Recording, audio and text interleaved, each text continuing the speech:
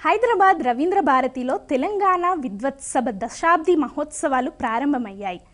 తెలంగాణ రాష్ట్ర భాషా సాంస్కృతిక శాఖ, పర్యాటక శాఖ, దేవాదాయ ధర్మాదాయ శాఖల సహకారంతో 2 రోజుల పాటు జరుగుతున్న విద్వత్సభ మహోత్సవాలు పుష్పగిరి పీఠాధిపతి శ్రీ విద్యాశంకర భారతి స్వామి జ్యోతి ప్రజ్వలనతో ప్రారంభమయ్యాయి. ఈ సందర్భంగా విద్వత్సభ సంహిత దశాబ్ద దీపిక పేరుతో ప్రత్యేక సంచికను ఆవిష్కరించారు. మొదటి రోజు కార్యక్రమంలో జ్యోతిష సదస్సు, ఆగమశాస్త్ర సదస్సు జరిగాయి. ఈ విద్వత్ సమ్మేళనంలో రాబోయే శ్రీ ప్లవంగ నామ సంవత్సరంలో పండుగల తేదీలు నిర్ణయిస్తారు.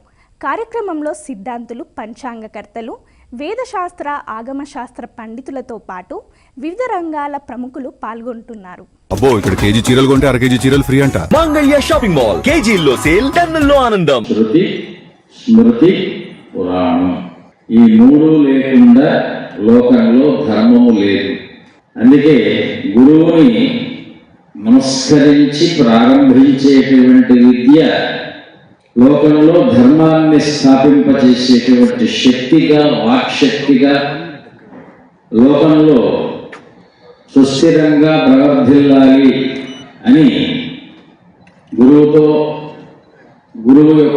గారి యొక్క వాక్ బలంతో, వారి అనుగ్రహ బలంతో ప్రారంభించినటువంటి ఈ యొక్క తెలంగాణ విద్వత్సభ దశాబ్ది మహోత్సవాలు